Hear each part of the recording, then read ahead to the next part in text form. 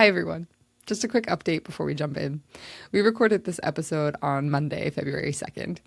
Since then, the House passed the FY26 funding package and President Trump signed it into law. President Trump's signature, which came late on Tuesday, February 3rd, officially ended the short partial government shutdown. Most federal agencies are now funded through the end of the fiscal year, but the fight over Homeland Security is not over. DHS and ICE were only funded temporarily through mid-February through a continuing resolution. And so while the shutdown is over and HHS has its funding set until the end of the fiscal year, the underlying clash over immigration enforcement and oversight is still very much alive in Washington. Hi, Jacquelyn. How are you? I hope you had a wonderful weekend. I hear you had a ski fall. I have a little boo-boo. I don't know if you can see it. It's very visible to me. As my father would say, it's very severe, it's very acute.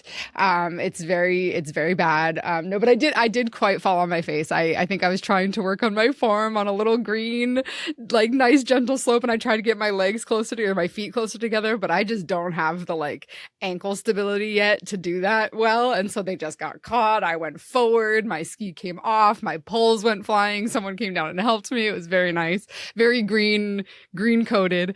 Yeah, this is okay. I'm just gonna be dramatic for 1 second. I'm sorry, but this is not a scrape. Okay. This tiny little thing is just from the impact of my goggles hitting my face, and it's like popped blood vessels. So, and I'm swollen. So Well, all I can say is that it is always better to fall on your face personally and physically as opposed to professionally or spiritually. Wow, that was like surprisingly wise. Yeah, I wasn't really prepared. I was expecting a joke. No, maybe it was a little bit of one, but I was cross country skiing because the mountain was a mess, as always is. So. Was the cross country skiing nice though? You're in Vermont. You've been waiting for this, huh? Yeah, it was gorgeous. It was our first day in. We made it here in front of the storm, and nice. There was no storm actually, as far as I can tell. I don't know. I haven't looked. Not that kind of storms, but political, sure. Physical, nah. Spiritual. So it was really, it was great. We took dogs out through the notch. Oh, and then I went cross country skiing, and that was even better at Trapp Family Lodge, which is not one of our sponsors. Not yet. One day, maybe. Hopefully. Well, I could stop by and with a prospectus. Sounds good. With our literature. Yes. Okay, so I will take us through last week's headlines. We have on our cover story last week was an episode of the Cancel Letter podcast. Actually, it was a special segment of The Directors with Gary Schwartz and Ramon Parsons. Paul wrote a brilliant, lovely headline for that story.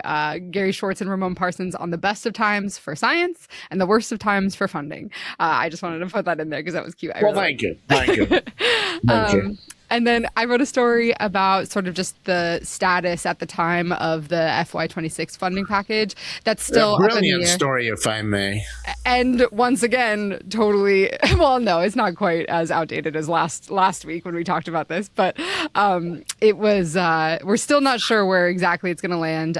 The Senate did pass a 5-part funding package that excluded the Department of Homeland Security after backlash.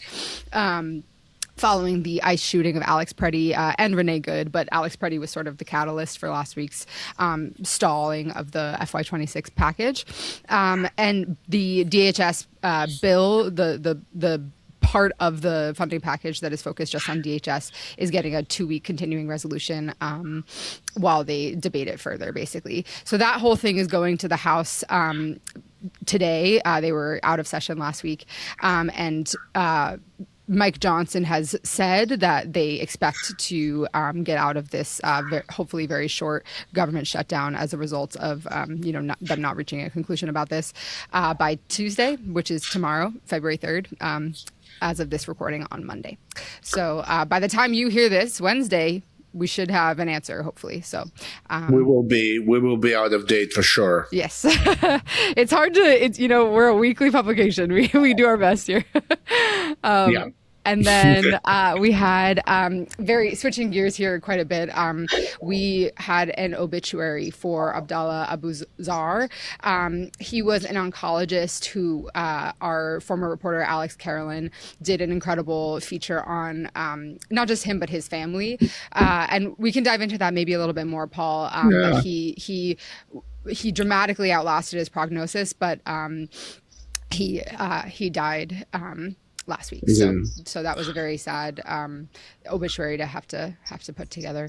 And then we had a guest editorial by Les Biller about supportive cancer care and really just advocating for the importance and the potential positive impacts of creating supportive care as part of standard of care. There's lots of cancer policy. There's lots of other stuff, but I think, I've rambled on enough, so we can maybe circle back first to the funding package. Do you want to just touch on that? I think I kind of give the update, but I don't think we should talk about the directors, since listeners can just go listen to the directors itself. Just probably a click away on the directors on the. It is just one click away. Yes, but the funding package, maybe we can chat about that for a bit. Well, it's all kind of very intermediate. It's none of it is really final at the moment. Everyone I know is saying that it will clear the House and Senate and end up on the president's desk and signed into law. That I've hear from everyone, but that does not mean that it's going to happen. So I would argue that we should probably wait before we say this. But the fact is that right now, the worst case scenario for NIH is a year-long CR, which is better than a 40% cut. Yep. There is no 15% cut in the cap on the indirect costs. The indirect costs. Thank you very much.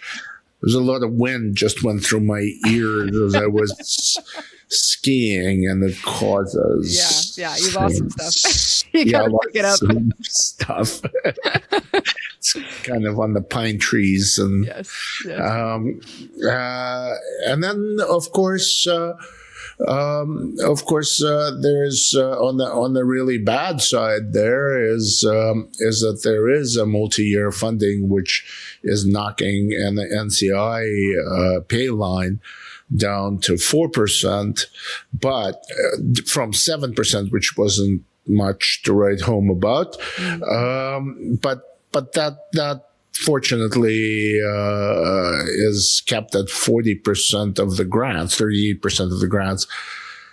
And the only reason we know anything about the impact on NCI is that Doug Lowy mentioned it at one of the open meetings in his director's remarks before, while he was an acting director or acting director, as he wasn't really formally an acting director. Well, he was holding the place together, is the right word. So we don't know about anything similar to that in other institutes. Yeah. So, and I'm not sure I understand why do this. I mean, OMB wanted to do 100% at this rate. So. Yeah, it's not going to be, but there will be a small increase for NCI if this goes through, and a small increase for NIH, which is again better than a cut. Yeah, but it still stinks. Absolutely. And it's worth mentioning that the Michaela Nalon Give Kids a Chance Act is included in this funding package as well. So again, it has not gone to the president's desk. We don't know what's going to happen for sure.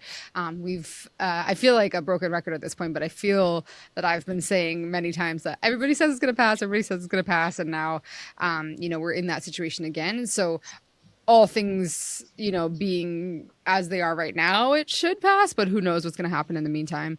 And yeah, I think that, now that I'm sort of been the reporter that's been kind of following this and watching this. And as it looks like this is maybe getting closer and closer to the White House, I am starting to see more and more reports about what else is in this package. And I think that'll be a really exciting sort of direction to cover. Like once we finally get an answer about what the government is going to do, if it's going to be a year-long CR, if it's going to be a brand new funding package that hopefully, will get through the House.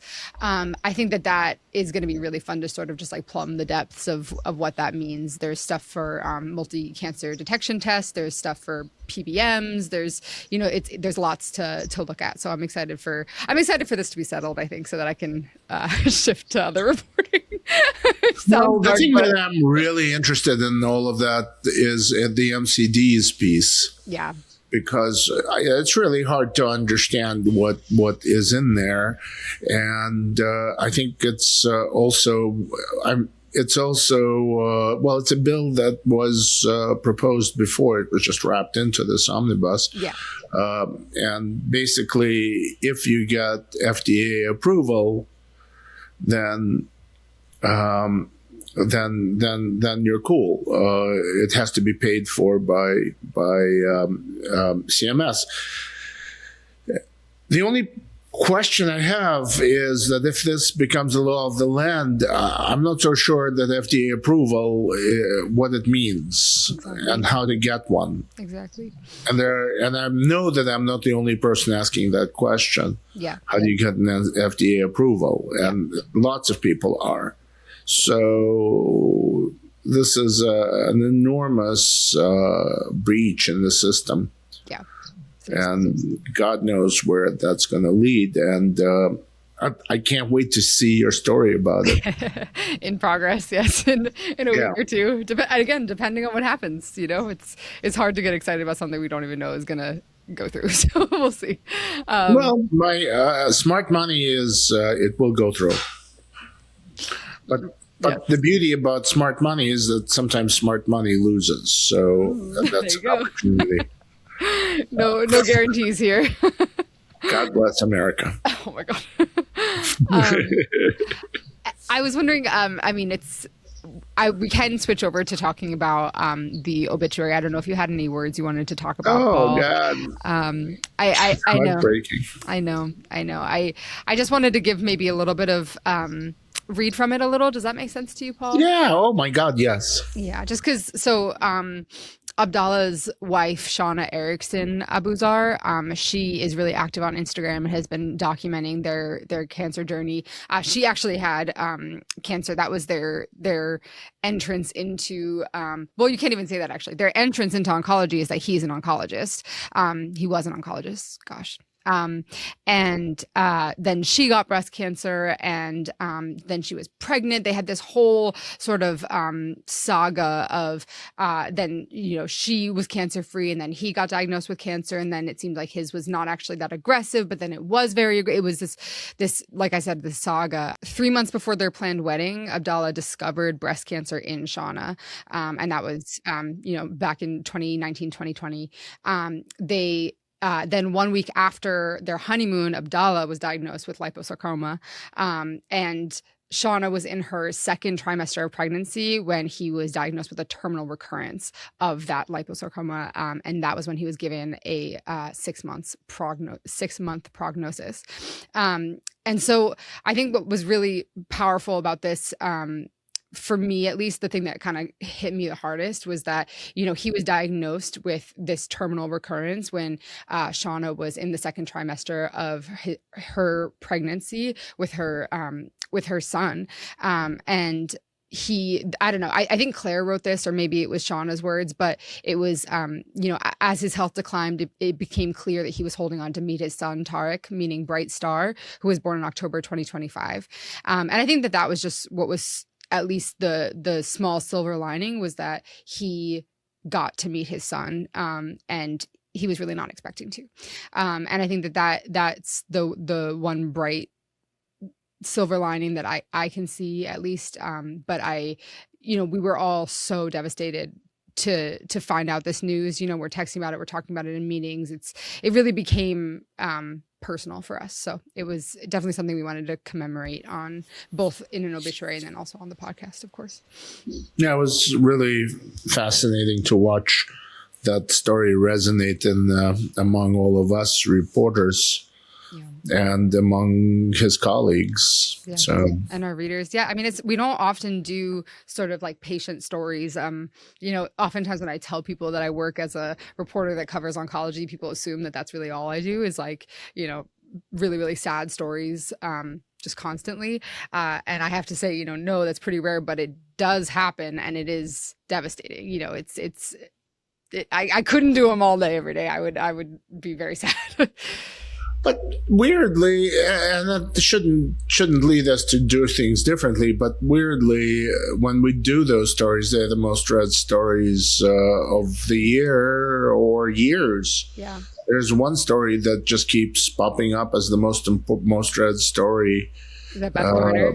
Yeah, years and years, and there's a few others, but that is one thing they all have in common. Yeah.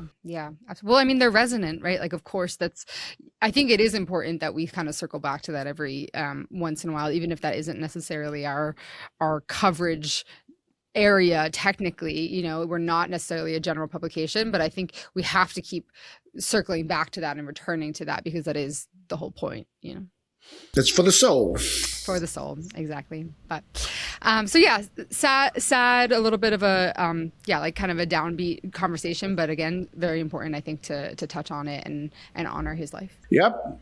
And on. We are off into another week of covering the wonderful developments in oncology. Yes. And I guess it's a great time to be a journalist, isn't it? That's such a sad version of that, Paul.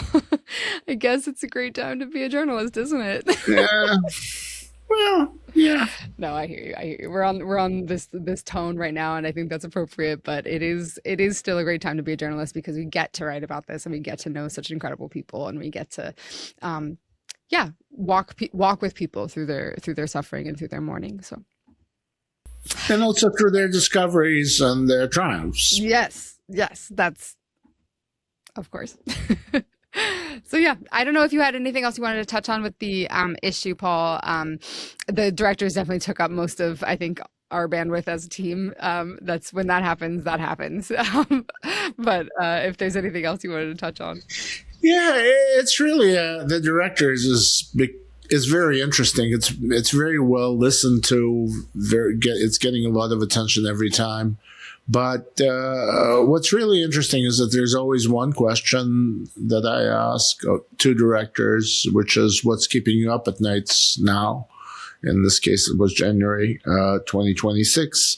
And we do this every month, and every month there's kind of a surprise. And I think it's really important for this field to hear from its leaders, just because leadership matters, as Joe Simone said. Yes. Yeah, 100%. And I think it's a good way for us to keep our pulse on things, and just how it's actually impacting our readers. Like we've known about the 4% fourth percentile pay line, or, equivalency of that, basically, since the summer. But it's, I think, really important to see, like, how is this actually impacting cancer center directors and cancer centers. So I love the directors. My not very my biased opinion is that I love it. Yeah, it's really fun, because it's like an evening with people who are fun to talk to. Yeah, it feels like, minus alcohol. Maybe that should be the usually addition. taped early. Yeah.